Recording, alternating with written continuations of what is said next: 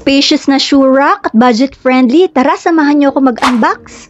At eto na nga, dumating na nga ang shoe rack na aking binili. Nako, super excited ako dito kasi nga dumarami na yung mga sapatos namin tapos kalat-kalat ng lagayan. When I check online, mahal na kasi yung iba. Tapos isa-isa lang yung pwede mo mailagay. Ito napaka-spacious niya kasi ang daming pwedeng magkasya. Tis ganda lang sa pag-assemble pero carry na.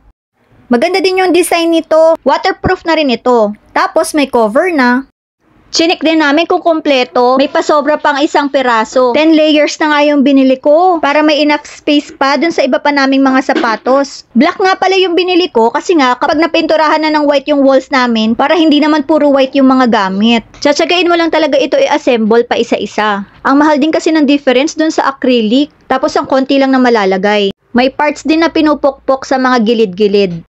Ayan, kung makikita nyo, sa isang takip, 2 layer na yung kasya. Nakakatuwa kapag nakita mo na talaga in actual at kung ilan yung pwedeng magkasya. Ayan, so ganito kataas nung nabuo na namin yung 10 layers. Unlike before, kalat-kalat talaga. Dito sa bago naming shoe rack, very organized na, tapos may takip pa. Ang ganda din tingnan kasi sama-sama na yung mga sapatos namin dyan lahat. Tapos dun sa pinakailalim, meron pang space. Budget friendly pa ito. Naku, nakaka-happy talaga. At dun nga namin nilagay sa gilid ng TV rack. Bagay naman siya dun. Ayan lang, thank you for watching.